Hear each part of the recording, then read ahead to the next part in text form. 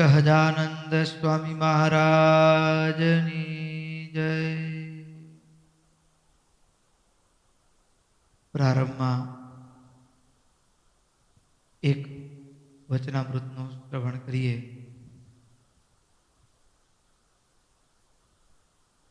સ્વામિનારાયણ હરે, સ્વામિનારાયણ હરે.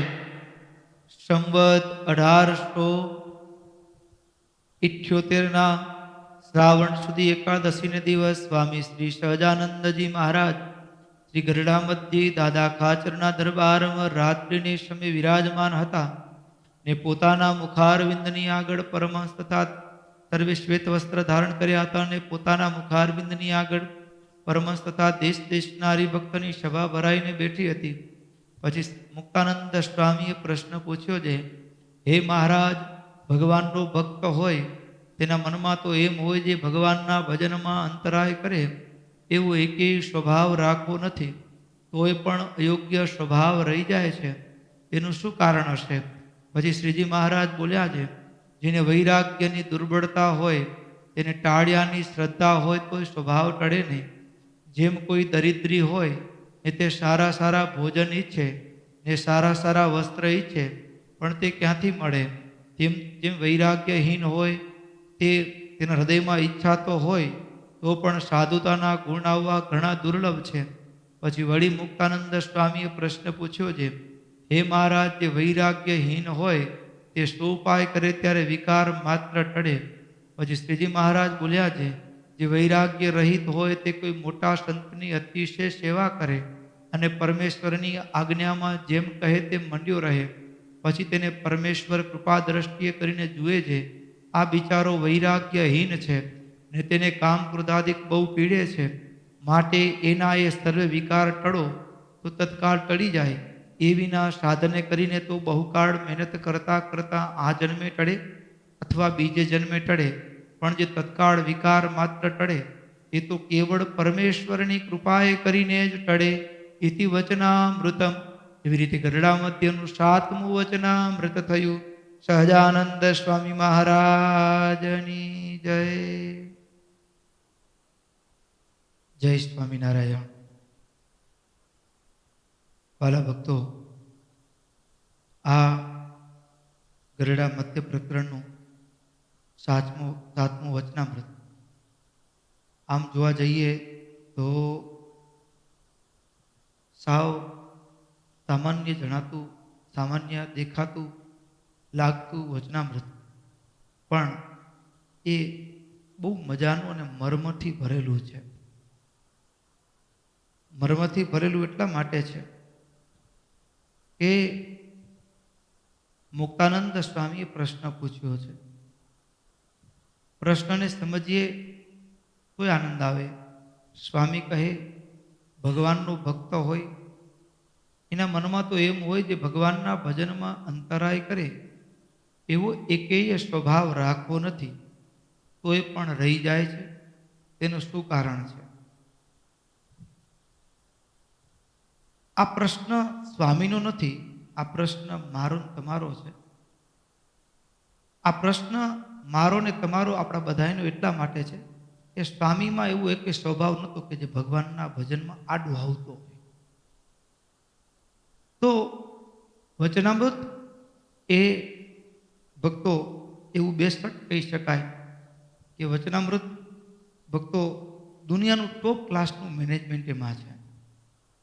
Oxford કે Cambridge કે IIM જેવી યુનિવર્સિટીની અંદર પણ જે સફળતાના પાઠો નહીં શીખવાતા હોય, જે મેનેજમેન્ટના પાઠ શીખવામાં નહીં આવતા હોય, એ પાઠ અનંત કોટી બ્રહ્માંડનો નિયંતા ભગવાન ભૂમંડળ ઉપર આવી અને સહજમાં પીરસ્યા છે. ટોપ ક્લાસનું વિજ્ઞાન છુપાયેલું છે, ટોપ ક્લાસનું સાયકોલોજી, ફિલોસોફી એમાં છુપાયેલી છે. પરિવાર જીવન, માનવ જીવનના સમસ્ત પાસાઓ એ વચનામૃતમાં છુપાયેલા છે. એની એક ઝલક ભક્તો, મુક્તાનંદ સ્વામીમાં એકે એવો સ્વભાવ નહોતો. આ પ્રશ્ન પ્રથમ દ્રષ્ટિએ જોઈએ તો સ્વામી છે એ અધ્યાત્મ માર્ગના પ્રવાસી છે. ભગવદ માર્ગના પ્રવાસી છે, એટલે સ્વાભાવિક છે કે સ્વામીની ભાષા અને પ્રશ્ન આધ્યાત્મિક હોય. એટલે સ્વામીએ પ્રશ્ન પૂછ્યો કે ભગવાનના ભજનમાં અંતરાય કરે એવો એકે સ્વભાવ રાખવો નથી, કોઈ પણ રહી જાય છે, એનું કારણ શું? આ પ્રશ્ન સ્વામી મુક્તાનંદ સ્વામીને સંપ્રદાયની માં કીધા છે. માનું એક લક્ષણ છે, નાનકડો દીકરો હોય ને, ધાવણો બાળક હોય ને, તો હવે બીમાર બાળક હોય અને દવા માં પીવે. કોણ પીવે? માં દવા પીવે અને દૂધ દ્વારા એ દવા એ બાળકના પેટમાં જાય અને બાળકનું પોષણ થાય. એમ કાળ, કર્મ ને માયા, સ્વભાવ અને દોષોનો રોગ મને તમને આપણને લાગ્યો છે. અને સ્વામીએ આપણા વતી મહારાજની આગળ પોતે જાણે કે એ દવાનો ઘૂંટડો પી અને આપણને નિરોગી કરવા આપણા પ્રશ્નનું પ્રતિનિધિત્વ, રિપ્રેઝન્ટેશન સ્વામિનારાયણ ભગવાનની આગળ કર્યું છે. અધ્યાત્મ દ્રષ્ટિએ જોઈએ તો પણ આ પ્રશ્ન મુક્તાનંદ સ્વામીનો નથી એટલા માટે કે સ્વામીમાં એવો સ્વભાવ નહોતો કે ભજનમાં આડો આવતો હોય. મહારાજ જ્યારે વર્ણી વેશે લોજમાં આવ્યા ને તે દિવસે યોગની કળાઓ શીખવતા, અને ત્યારે સ્વામીનું મન તાજી રંગેલી તુંબડીમાં ગયું. અને ત્યારે એ જ ક્ષણે એ વર્ણીના વેશમાં રહેલા ભગવાને ટકોર કરી, સ્વામી સ્વામી તુંબડામાં વધુ માલ છે કે ભગવાનમાં? દૈવત તુંબી પાત્ર મેં કેવા દૈવત હોય? કોની કિંમત વધારે, તુંબડાની કે ભગવાનની? જે આમ મહારાજે કીધું ને વર્ણીના વેશમાં, એટલે મુક્તાનંદ સ્વામી ઊભા થયા કે જે તુંબડું ભગવાનના ભજનમાં અંતરાય કરતું હોય એ વસ્તુ જ ન જોઈએ, એનો ત્યાગ કરી દીધો. એવા જીવનના ઘણા બધા પ્રસંગો છે કે સ્વામીના જીવનમાં ભજનમાં અંતરાય કરતા હો તો સ્વામીએ ત્યાગ કર્યા છે. તો સ્વામીનો સ્વભાવ નથી, પણ આ વાસ્તવમાં સ્વભાવ મારો ને તમારો છે. સ્વામીએ જે પ્રશ્ન પૂછ્યો છે ને એ પ્રશ્ન એક વિદ્યાર્થીનો છે. સ્વામીએ જે પ્રશ્ન પૂછ્યો છે ભગવાનની આગળ એ પ્રશ્ન એક ખેડૂતનો છે. સ્વામીએ જે પ્રશ્ન પૂછ્યો છે એ પ્રશ્ન એક વેપારીનો છે. સ્વામીએ પ્રશ્ન પૂછ્યો છે એ પ્રશ્ન એક બિઝનેસમેનનો છે. સ્વામીએ પ્રશ્ન પૂછ્યો છે એ પ્રશ્ન એક કોઈક જોબ કરનાર એ દુનિયાના તમામે તમામ વ્યક્તિનો છે. પણ ભક્તોએ પ્રશ્ન પાછળનો મર્મ, એનો સિદ્ધાંતને જો સમજીએ તો વિદ્યાર્થી ભણતો હોય ત્યારે એની ઈચ્છા તો હોય કે મને ક્લાસમાં ટોપર થવું છે. ટોપર થવા માટે આડા આવે ને એવા એકે સ્વભાવ રાખવા નથી, કોઈ પણ રહી જાય છે. સ્વામીનો પ્રશ્ન અધ્યાત્મ જગતમાં ટોપર થવું એટલે શું?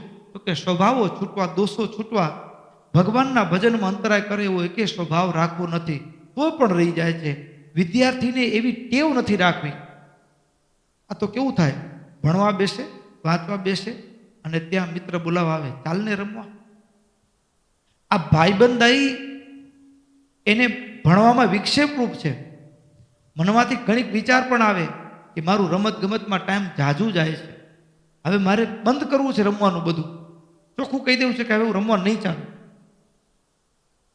ઈચ્છે છે પણ છતાંય છોડી શકાતું નથી. શિયાળાનો સમય હોય, ખેતરમાં ઘઉં વાવ્યા હોય, વાડીમાં ઘઉં પાકવા આવ્યા હોય, છેલ્લે 2-3 પાણી પિયત કરવાના બાકી હોય, ધાન લાગી ચૂક્યો હોય, અને પછી એ સમયે વાતાવરણની પ્રાકૃતિક પરિસ્થિતિ એવી હોય કે દિવસના પવન વાય, એટલે શું કરવું પડે? તો કે વહેલું અથવા રાતે એ પિયત કરવું પડે. અને જો પછી દિવસના પાણી પાય ને તો પવન ભેગા ઘઉં નમી જાય, અને પછી એમાં જે દાણો ધાન લાગે ને એનામાં જાડાઈ ને મજબૂતાઈ ન હોય, બરાબર ને?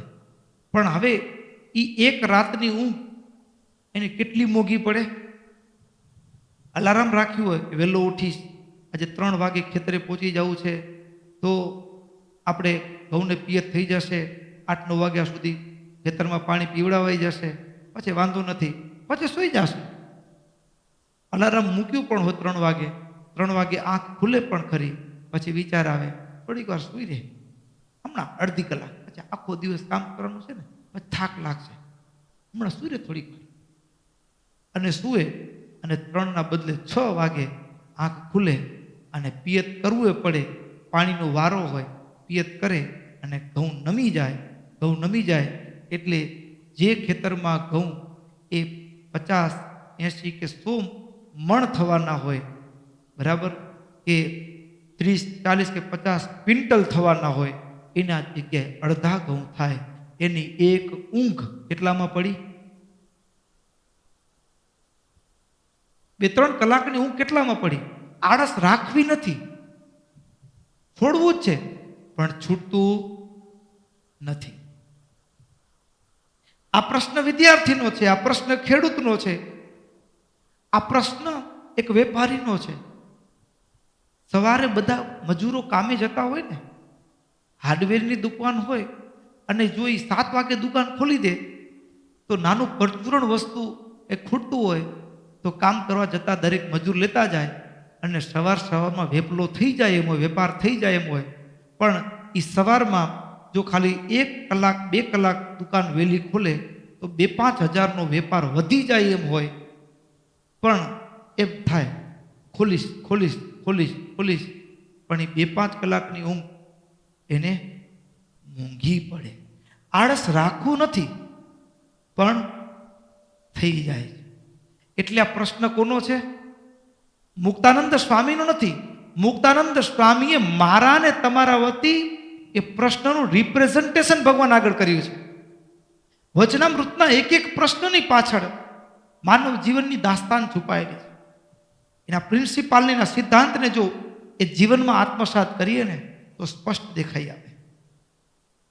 અરે ઘરમાં કોઈનો એવો બટકનો સ્વભાવ હોય, બોલી બટકણી હોય, આખા બોલો સ્વભાવ હોય, મોઢા ઉપર બોલાઈ જાય, શું થઈ જાય? અને પછી એક નાનું શબ્દ યુદ્ધ છે ને, એ મોટું પરિણામ આવે. પછી એમ થાય કે બોલવું નહોતું, પણ શું થાય, બોલાઈ. એક શબ્દની કિંમત કેટલી? એક શબ્દની કિંમત કેટલી? એક ક્રોધની કિંમત કેટલી? ઘણી વખત માણસને પોતાની જાત ઉપર થાય કે મને નથી કરવો ક્રોધ, પણ છતાંય ક્રોધ થઈ જાય. એક સદગ્રસ્તના જીવનમાં એવું બન્યું કે સદગ્રસ્તને મોટી ઉંમરે દીકરાના સગપણ થાય જ નહીં. દીકરો 35 પહોંચી ગયો, ત્યાં સુધી સગપણ સાધાનું કાંઈ મેળ પડે નહીં. અને દેવ સંયોગે 37મા વર્ષે ચોખ્ઠું બેઠું, સારા ઘરની દીકરી સાથે લગ્ન થઈ ગયા. લગ્ન થઈ ગયા, દીકરી પણ બહુ સારી, ઘરનું બધું સંભાળી લીધું, એકદમ ચીવટપૂર્વક ઘરનું કામ કરે, બધું બરાબર કરે. હવે એમાં સસરા ઓસરીમાં બેઠેલા, ફિલ્મ જોતા હશે, ટીવી ચાલુ હતી, એમાં ફાઇટિંગ ચાલુ હશે, એટલે ઘણી વખત માણસ છે ને એ સ્ક્રીનના દ્રશ્યની સાથે એટલો એટેચ થઈ ગયો હોય ને, એટલો એટેચ થઈ ગયો હોય કે ક્રિકેટ ચાલતી હોય ને, ઘણા મુહૂર્તિયા ત્યાં એમાં છેલ્લી ઓવરમાં 15-20 રન જોઈતા હોય ને, આમ ધૂન કરતા હોય, એક ચોખ્ખો લાગી જાય, છક્કો લાગી જાય, એવા ઇમોશનલ થઈ ગયા હોય. અને હારી જાય તો આંખમાંથી આંસુ નીકળતા હોય, અને જે હાર્યા હોય એને કાંઈ ન હોય. પણ માણસ ઘણી વખત એ દ્રશ્ય સાથે એટલો બધો ઇન્વોલ્વ થઈ જતો હોય.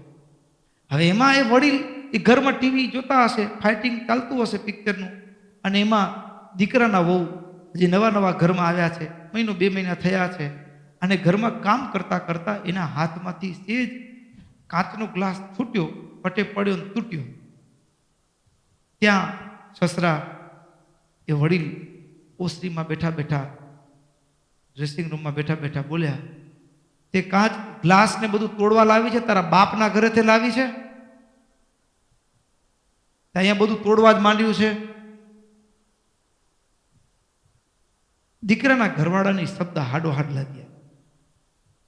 એક તો એ કે ઉપરથી ગ્લાસ એને ઈરાદાપૂર્વક ફેંક્યો નથી, બીજું ગ્લાસ નીચે પડ્યો, એનો ગ્લાસ તૂટ્યો, એનો કાચ એના પગ ઉપર વાગ્યો, એક તો ઘાવ હતો. ત્રીજું તો કે એ દીકરી કોઈ ગરીબ ઘરની નહોતી, સારા ઘરની દીકરી હતી, પિયરમાંથી પણ સારું મળ્યું હતું, અને આમ બોલે તારા બાપના ઘરેથી લઈને આવી છે તે બધું તોડવા માંડી છે. આવા ઘરમાં રહીને શું નથી રહેવું. 37 વર્ષે માંડ ચોખ્ઠું બેઠું, નહીતર ગ્લાસની કિંમત કેટલી? 10-15 રૂપિયાનો ગ્લાસ. એ જગ્યાએ એટલું કીધું હોય કે હો બેટા કઈ વાંધો નહીં, ભાગ્યું તો નથી ને, ભાગ્યું તો નથી ને, ગ્લાસ તો નવો મળી જશે, તને ભાગ્યું નથી ને, ભાગ્યું તો ચાલો આપણે પાટો બંધાય. આટલું કીધું હોય ને તો તરત દીકરા બહુને એમ થાય કે મારા સસરા બહુ મારી સાર સંભાળ રાખે છે, પ્રેમ થાય પરિવાર પ્રત્યે. પણ આવો ક્રોધ રાખવો નથી. છોકરાનું 37 વર્ષે ફિટ થયું હતું, છૂટું થઈ ગયું. સ્વભાવ રાખવો નથી પણ રહી જાય છે ને પરિવાર જીવનનો પ્રશ્ન. આ પ્રશ્ન વેપારીનો છે, આ પ્રશ્ન એક રાજનેતાનો છે. ઘણી વખત પછી બોલાઈ જાય પછી કે જીભ લપસી ગઈ. શું કે? જીભ લપસી ગઈ. એક શબ્દ, એક વાક્ય જો બોલાઈ જાય ને અને આખી ચૂંટણીના સમીકરણો બદલાઈ જાય. જીતના માહોલમાં પક્ષ હોય અને પ્રતિપક્ષને એનું એક વાક્ય મળી જાય ને અને એક વાક્ય સામેના પક્ષને જીતાડી મળી જાય ને, આવું રાખવું નથી પણ થઈ જાય છે. એટલે પ્રશ્ન કોનો છે? આપણા બધાનો છે. કોને પૂછ્યો છે? મુક્તાનંદ સ્વામીએ. એટલે ઘણી વખત એમ થાય કે વચનામૃતને હવે આ જમાનામાં શું કામ લાગે? હવે તો જમાનો બહુ આગળ નીકળી ગયો. હવે તો બહારના એઆઈનો જમાનો આવી ગયો, ટેકનોલોજીનો જમાનો આવી ગયો. ગમે એટલી ટેકનોલોજી આવે પણ સ્વભાવો આપણા સાથે રહે છે. કોની સાથે રહે છે? આપણી સાથે રહે છે. એટલે વચનામૃત 200 વર્ષ પહેલા અસરકારક હતું એમ નહીં, 2 લાખ વર્ષ પછી પણ આ જ હશે. પણ મારા તમારા મુક્તાનંદ સ્વામીએ આપણને પોતાના દીકરા માન્યા છે.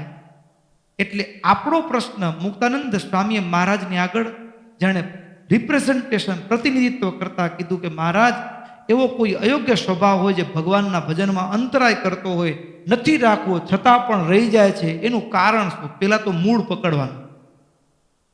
આવું થાય છે શું કામ? તરત મહારાજે કીધું કે વૈરાગ્યની દુર્બળતા હોય, એને ટાળ્યાની શ્રદ્ધા હોય તો એ સ્વભાવ ટળે નહીં. હવે વૈરાગ્યની દુર્બળતા, આ ભાષા છે આધ્યાત્મિક, સ્પિરિચ્યુઅલ, અને એને થોડાક અલગ ટ્યુનિંગમાં જોઈએ તો એટલું કે જેને દ્રઢતાનો અભાવ હોય એ વ્યક્તિ હજારો સંકલ્પ કરે, હજારો પ્લાનિંગ બનાવે પણ એકે સંકલ્પ એનો પૂરો થાય નહીં. જેને દ્રઢતાનો અભાવ હોય, જેને દ્રઢતાનો અભાવ હોય ને, સ્કૂલમાં વિદ્યાર્થીઓ ભણતા હોય, એમાં બોર્ડની પરીક્ષા આવવાની હોય ને, એને પેલા રીડિંગ ટાઈમ ટેબલ બનાવે. ટાઈમ ટેબલ બનાવ્યું હોય, આ દિવસે આ પ્રશ્ન, આટલા ચેપ્ટર રિવિઝન કરશું, આટલો કોર્સ પૂરો કરી નાખશું, પછી એ 2 દિવસ ચાલે, ત્રીજે દિવસે ઠપ. અને જેને દ્રઢતા ન હોય એ પછી કઈ ટોપર ન હોય, બોર્ડમાં ટોપર ન હોય, પણ જે દ્રઢતા વાળો છોકરો હોય, વિદ્યાર્થી હોય, કે નક્કી કર્યું કે મારે આટલું કર્યા પછી જ ઊભું થવું, ઊંઘ આવે તો લાંબા થઈને ન સૂવે, વળી જાગે, વળી મહેનત કરવા માટે, વળી આળસ જેવું ઊંઘ આવે તો ગયા. આમ કરતા કરતા 2-3 વાગી જાય તો પણ નક્કી કર્યું છે એટલું પૂરું ન થાય ત્યાં સુધી ઊભો ન થાય, એ ટોપર હોય. એ સ્કૂલમાં કે યુનિવર્સિટીમાં ટોપર થાય. તો જેને દ્રઢતાનો અભાવ છે, જે દ્રઢતાનો અભાવ હોય એ વ્યક્તિ હજારો સંકલ્પો કરે તો એકે સંકલ્પ એનો સિદ્ધ થાય નહીં. હવે એના માટે અધ્યાત્મની અંદર જેને વૈરાગ્યની દુર્બળતા હોય, તેની ઈચ્છા હોય, શ્રદ્ધા હોય, ટાળવાની શ્રદ્ધા, ઈચ્છા, પ્રબળ ઈચ્છા હોય, પણ જો દ્રઢતા ન હોય ને તો સ્વભાવ ટળે નહીં. તો સ્વભાવ ટળે નહીં પછી એના માટે એક દ્રષ્ટાંત આપ્યું સ્વામિનારાયણ ભગવાન. કોઈ દરિદ્રી હોય, કોઈ ભિક્ષુક હોય ને, હા, અને એ ભિક્ષુક શું થાય ખબર છે? શેઠિયા રસ્તા ઉપર જતો હોય, શેઠિયા સાવકરનો બંગલો જુએ ને એટલે વિચાર આવે, મારો આવો હોયા, હું માથે બેઠો હું હિંચકામાં, હિંચકા ખાતો હું, નોકરાણી દાસ દાસીઓ હિંચકા નાખતી હોય અને સોનાની ચમચીમાં આ મેવા ખાતો હું, આવો વિચાર કરતો હોય, ચાલતો હોય રસ્તા ઉપર અને ત્યાં ઠેસ વાગે ને પડે ભાઈ, ખબર પડે કે ભાઈ રસ્તા ઉપર છીએ આપણે. કેવળ બંગલામાં રહેવાના સંકલ્પો કરવાથી, ઈચ્છા કરવાથી બંગલો મળી જતો નથી. જેને દ્રઢતાનો અભાવ હોય, હજારો સંકલ્પો કરે, એકે સંકલ્પ સિદ્ધ થાય નહીં. તો હવે આવી દ્રઢતાવાળા દુનિયામાં માણસ કેટલા? તો કે આંગળીના વેટે ગણી શકાય એટલે કરોડોમાંથી લાખોમાંથી ગણ્યા ગાંઠિયા મળે. તો જેને વૈરાગ્યની દુર્બળતા હોય, આવી દ્રઢતા ન હોય, એના માટે બીજો કોઈ ઉપાય ખરો? દ્રઢતા કેળવવી હોય તો શું? એવું હાર્ડ ડિટર્મિનેશન કેવી રીતે થાય? તો વળી મુક્તાનંદ સ્વામીએ હવે રોગ પકડાઈ ગયો કે આપણે ધારીએ છીએ એમ થતું શું કામ નથી? આપણે સંકલ્પ કરીએ છીએ, ઈચ્છા કરીએ છીએ, પણ થતું શું કામ નથી? તો કે દૃઢતાનો અભાવ. નાળ પકડી ભગવાન એવો રોગ પકડાયો. આપણા સંકલ્પ સિદ્ધ નથી થતા, એના પાછળનું મૂળ કારણ શું છે? દૃઢતાનો અભાવ. હવે રોગ પકડાયા પછી સ્વામી દવા માંગી મહારાજ પાસે. દવા શું માંગી? કે મહારાજ, જેને વૈરાગ્યની દુર્બળતા હોય એ શું ઉપાય કરે તો વિકાર ટળે? હવે એવી દ્રઢતા નથી તો બીજો કોઈ ઉપાય છે કે એ મનમાં સંકલ્પ કરતો હોય, સંકલ્પને સાકાર કરી શકે, એની ઈચ્છાને સાકાર કરી શકે? એવો કોઈ ઉપાય છે કે જેના કારણે એનામાં દ્રઢતા નથી તો દ્રઢતા આવે જીવનમાં અને એ ધારેલું કામ કરી શકે? તો સ્વામિનારાયણ ભગવાને બહુ આ વચનામૃતની અંદર સફળતાની માસ્ટર કી આપી છે. શું આપ્યું છે? માસ્ટર કી આપી છે. સૌથી પહેલું સ્વામિનારાયણ ભગવાને કીધું, જેને વૈરાગ્યની દુર્બળતા હોય, ટાળ્યાની શ્રદ્ધા હોય તો શું કરે? તો કે કોઈ મોટા સંતની અતિશય સેવા કરે અને પરમેશ્વરની આજ્ઞામાં જેમ કહે તેમ મંડ્યો રહે. આ વાક્યો પકડવા જેવા છે. કોઈ મોટા સંતની અતિશય સેવા કરે એટલે શું? તો મુક્તાનંદ સ્વામી પ્રશ્ન પૂછનાર અધ્યાત્મ માર્ગના પ્રવાસી છે અને એ માર્ગમાં આગળ જવું હોય તો જે એ માર્ગમાં આગળ પહોંચેલા છે, એટલે કે નિર્દોષ છે, સ્વભાવ દોષો છૂટી ગયા છે, એની સાથે રહે ને, એનો પ્રસંગ કરે ને, તો ધીમે ધીમે એના ગુણો એનામાં આવે. હવે એક સિમ્પલ એક્ઝામ્પલ, વ્યવહારની અંદર પણ એવું હોય કે કોઈ ક્રિકેટર હોય અને ગમતો હોય આપણને, બરાબર, પછી આમ સતત એને જ વિડીયો જોયા કરે ને, અને પછી આમ છોકરાઓ શેરીમાં રમવા જાય ને તો વિરાટ કોહલીની સ્ટાઇલ કરે ઊભો. શું કામ? એની રાત દિવસ જોયું છે. એનું ચિંતન થવાના કારણે એની બાહ્ય ક્રિયા એના આચરણમાં આવવા માંડી. એની ક્રિયા એના આચરણમાં આવી.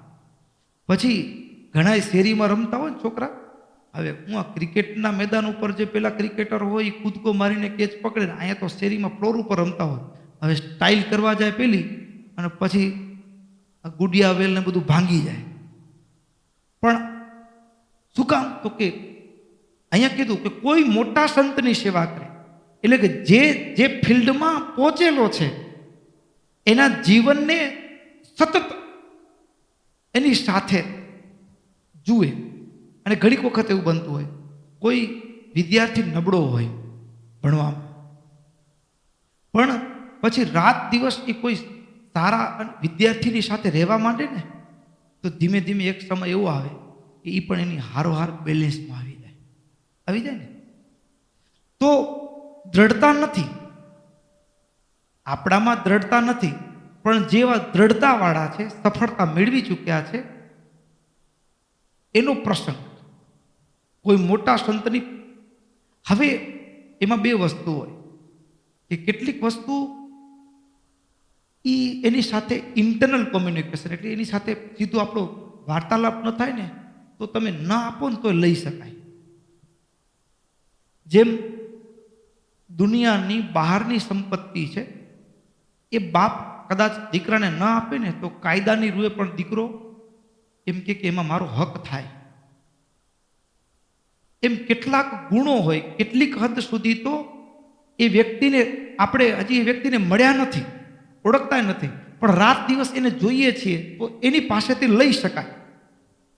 પણ અમુક જે વસ્તુ છે એના રાજીપા સિવાય ન મેળવી શકાય. ઇન્ટરનલ જેમ